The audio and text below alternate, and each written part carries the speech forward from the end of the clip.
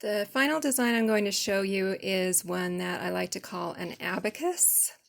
So this reminds me of an abacus with the beads on it. So if you want, you can mark this out in pencil on your paper or with an erasable marker on your quilt.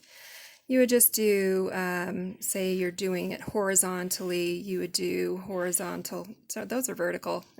You would do vertical lines evenly spaced, and then you would quilt over those. I'm going to do it without the lines though, because this is just doodling and it doesn't matter if I get it perfect. I'll do it perfectly when I do it on a quilt.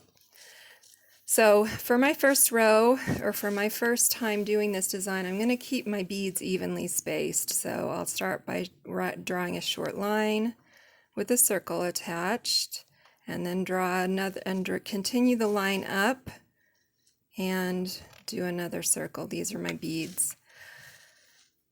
And I just continue up that way, trying to keep things evenly spaced and consistent.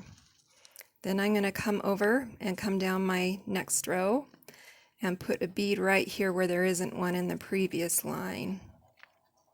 And that'll help me keep them evenly and consistently spaced as I go along. Do the same thing working up.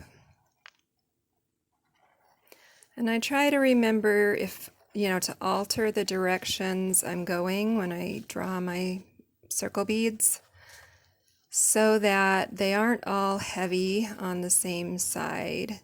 When you quilt this with your thread, if you're tracing along on the same side each time, it starts to make them look unbalanced. Okay, so there's some rows of an abacus where everything is evenly spaced out. But of course you don't have to space them out evenly. You can make it completely random if you want to. So I'm going to just kind of do an example of that. Do as many beads as you want. Draw a line, as long as you want it. I'm just going to do one bead there. Maybe I'll do 2 beads here. And then come over to my next line. And there's no rhyme or reason to this. The point is to make it random. And that makes it actually more like an abacus. Okay. So when you're done, it has a random look to it that's kind of got a personality of its own. It looks really cool, I think, for modern quilts. So there you go. That is the abacus design.